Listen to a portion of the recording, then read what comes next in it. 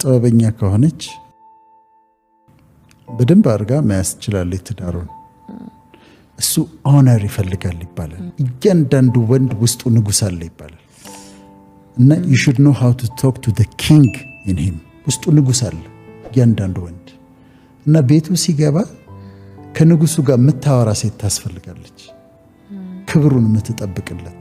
ገንዘብ ላይ ኖረው ይችላል፣ ለፍቶ ይመጣ ሊሆን ይችላል። ክብሩን ከጠበቀችለት በጣም ጥሩ ይሆናል። እያንዳንዷ ሴት ውስጥ ደግሞ ኩዊን አለች። ትሪት መደረግ የምትፈልግ፣ መወደዷ እንዲነገራት የምትፈልግ፣ በቃ በየቀኑ የፍቅር ቃላት የምትፈልግ ኩዊን ደግሞ አለች እና እሱም ደግሞ he has to speak to the queen in her።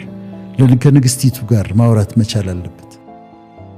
ከዛ ይሄ እሷ በዛ ፍቅርን ስትጠግብ ሌላ አይደለም እኮ የሆነ አበባ ይዞላት ስለመጣ አይደለም፣ ሽቶ ስለገዛላት አይደለም፣ በቃላት ውበቷን ሲነግራት፣ ቫልዩዋን ሲነግራት፣ ማንነቷን ሲነግራት፣ እንዴት ውድ እንደሆነች ከሷ ውጪ ሌላ ማንም እሱን አትራክት ሊያደርገው የሚችለው ሰው እንደሌለ ሲነግራት፣ እሱን ሲነግራት ትለመልማለች። እሷ ደግሞ ኦነር ካደረገችው ከሌላ ወንድ ጋር ሳታወዳድረው ንጉስ አርጋ ካየችው፣ እሱ ንግስት አርጎ ካያት በጣም ቆንጆ ኑሮ ይኖራሉ። እኔ እንደውም እቺ ምሳሌ ብዙ ጊዜ አነሳታለሁ። አንድ ሰው ቢሮ ውስጥ አንዲት ሴት ትፈትነዋለች። በጣም ፖስቸሯ የሚያምር ምናምን ነች እና በጣም በተደጋጋሚ ቴምፕት ታደርገዋለች። ከዛ አያትና አንድ ቀን በጣም ይገርምሻል አላት። የኔ ሚስቴ ፖስቸሯ ልክ እንዳንቺ ነበር አለ። ሰውነቷ ልክ እንዳንቺ ነበር አላት። አሁን እንዳንቺ አይደለችም አለ። ሰውነቷ ትንሽ ተለውጧል፣ ትንሽ ወፈር ብላለች፣ ትንሽ ፊቷ ላይ ትንሽ ሲየሽ ማዲያት አለ። ግን ለምን እንደሆነ ታውቂያለሽ አላት። የኔን ልጆች በማህፀኗ ተሸክማ ወልዳ አጥብታ ደፋ ቀና ስትል ልጆቿን ስታጥብ ምን ስትል፣ ለዛ ነው ልዩነት የመጣው። እንደዛም ሆኖ ስቲል የኔ ሚስት ወግ ነች። አሁን አይሽ ሚስቲቱ እዛ ጋር ወጣት ሴቶች ምናምን ጋር ምናምን አረድ ያዋለው። ከዛ እሷ መወደዷን ማወቅ ትፈልጋለች። ሁሉ ጊዜ መወደዷን፣ እሷ ቁጥር አንድ እንደሆነች፣ እሷን የሚተካ ሴት እንደሌለ ሊነግራት ይገባል። and it's good to be romantic በጣም ያስፈልጋል።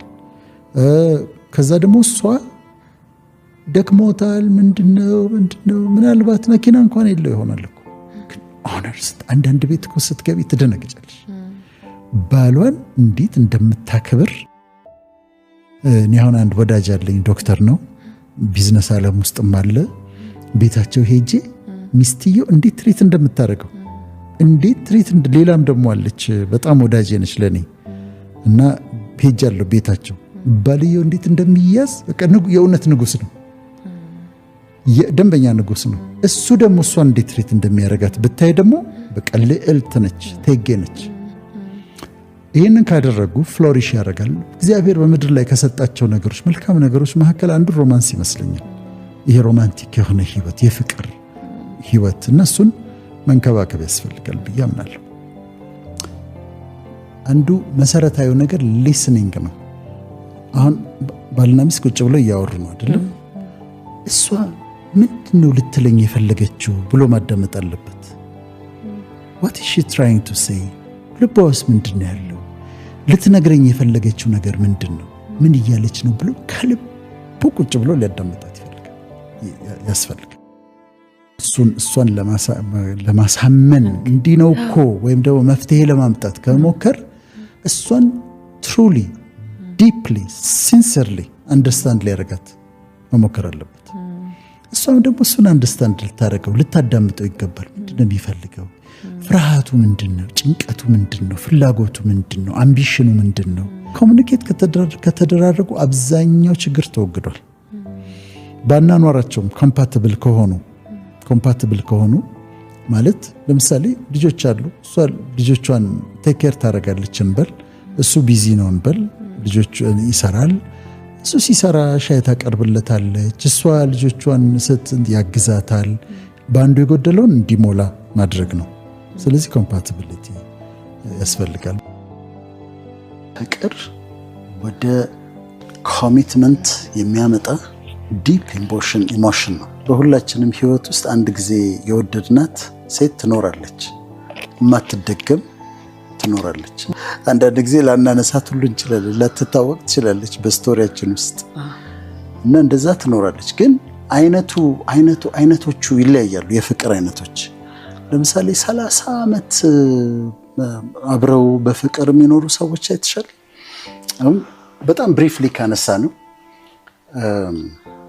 ሰልፍ ላቭ አለ፣ ራስን መውደድ። ፊሎስ አለ ወይም ፊሊዮስ አለ፣ ፍሬንድሺፕ ላቭ ነው። ከዛ ኢሮስ አለ፣ አፌክሽን የሮማንቲክ ላቭ ነው። ከዛ ፕራግማ አለ። ፕራግማ እነዚህ አሁን 30 ዓመት በፍቅር የሚኖሩት ቱት አድርገው ተሰዓት በኋላ ወክ ሲያደርጉ የምታያቸው ባልና ሚስቶች አሉ። እነሱ ያኛው ፕራግማ ላቭ ነው ያላቸው። ከዛ ፋሚሊ ላቭ አለ፣ ስቶርጌ። ከዛ ደግሞ ኦብሰሲቭ ላቭ ደግሞ አለ፣ ማኒክ ላቭ የሚባል። ይህ በጣም የሚቀና ለምን አየሽው፣ ለምን ስልኩን አነሳሽ፣ ስልክ ስደውል ለምንድነው ስልክሽ ያልተነሳው፣ እንዴት በጣም ፖሰሲቭ የሆነ አስጨናቂ ላቭ ደግሞ አለ። ዋን ሳይድ ነው ብዙ ጊዜ። እሱ ደግሞ ዋን ሳይድ ደግሞ ለብቻው አለ። ይሄኛው ኦብሰሲቭ ላቭ በቃ ኦብሰስድ ሆኗል፣ ባንቺ ኦብሰስድ ሆኗል፣ ሐሳቡ ጋር አንቺ ነሽ፣ ስልክ ካላነሳሽ ከሆነ ሰው ጋር ነሽ። ቅናት አለ፣ በጣም ከፍተኛ ቅናት አለ። የሆነ ሰው ስላየሽ ይናደዳል። እሱ ስላየሽ ይናደዳል። አንቺ እኮ አይደለሽም ያየሽው፣ ሰውየው ነው ያየው። ከዛ ያኛው ደግሞ ዋን ሳይድድ ላቭ ደግሞ አለ። ዋን ሳይድድ ላቭ ደግሞ አንቺ እሷ ወዳው እሱ አይወዳትም፣ ወይ ደግሞ እሱ ወዷት እሷ ደግሞ አልወደደችው። ይሄ ሌላው ደግሞ ኢንፋቹዌሽን ደግሞ ይባላል። ኢንፋቹዌሽን ደግሞ ለትንሽ ጊዜ ነው፣ ለአንድ ሳምንት ምናምን ድንገት ተገናኙ፣ አይኑ ላይ ነች፣ ወዷታል፣ ፍቅር የያዘው መስሎታል። ከ15 ቀን በኋላ የለም። እና ይሄ ፕራግማ የሚባለው ረጅም ጊዜ የሚኖሩበት ፍቅር በመላመድ ይመጣል። መላመድ ይመጣል። ጓደኛ ይሆናሉ፣ ይዋደዳሉ፣ ታስብለታለች፣ ያስብላታል። አይ ቲንክ ሴኪሪቲ፣ ሴፍቲ፣ ኮምፈርት ምናምን በተፈጥሮ ሴት ልጅ የምትፈልገው በላይፏ ፕሮቴክትድ መሆን፣ ሴኪውርድ መሆን፣ ኬር መደረግ፣ ኬሪንግ የሆነ ወንድ ምናምን አልቲሜትሊ የምታገቡት እንደዛ አይነት ወንድ ነው ማለት። ይሄኛው አንድ በጣም የሚገርመኝ ሙዚቃ አለ፣ ሞተህ ባይኔ እንዳላይ የሚል ያለው በዓለም ላይ። ይሄ በኔ በኪነ ጥበብ የመጨረሻው ደረጃ የፍቅር መግለጫ ይመስለኛል። እኔ 7 ጊዜ ልሙት እኮ ትላለች። አንተ ሞተህ ከማይ እኔ 7 ጊዜ። እንዴት ነው ይሄ ቁመናህ ምናምን፣ ጉንጮች ምናምን፣ አይኖችህ እነሱ እንዴት ይፈርሳሉ? ነው የሞት ይሻላል ትላለች። ከባድ ፍቅር ነው። ግን ይሄኛው አለ። ግን ሞስት ፕሮባብሊ ይሄኛውን ሰው አታገባውም።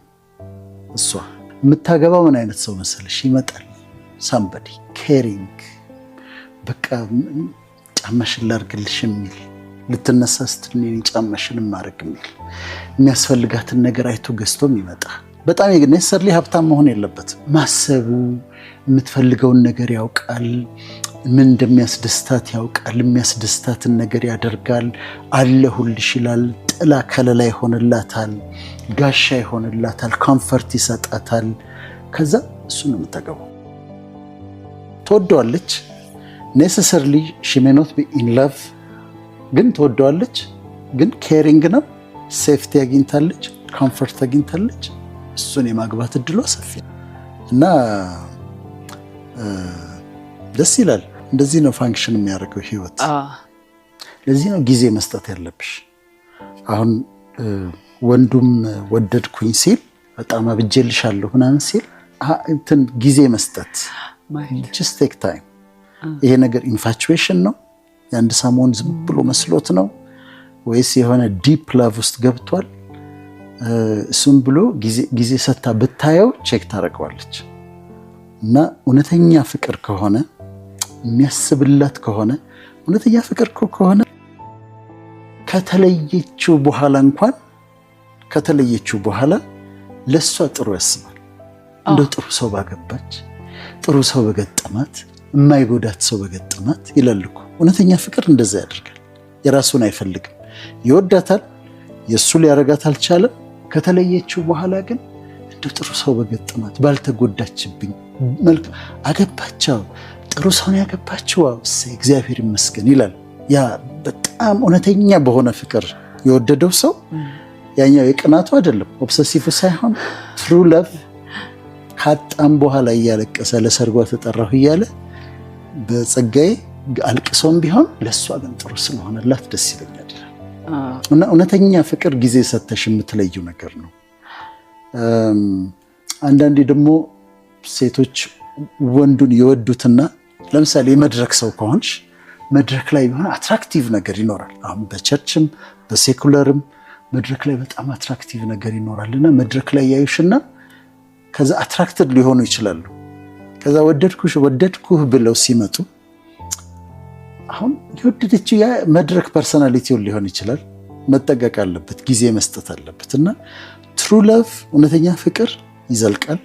በጣም የራሱን አሳልፎ ይሰጣል። መሰጠት አለው፣ ኮሚትመንት አለው። እሷ እንድትጎዳ በፍጹም አይፈልግም። እሷም እሱ እንዲጎዳ በፍጹም አትፈልግም። እንዲሳካለት እንዲሆንለት ነው የምትፈልገው። እና ያንን ፍቅሩ ሲመጣ ፍቅሩን ጊዜ ሰጥቶ ቼክ ማድረግ ያስፈልጋል ብዬ አምናለሁ።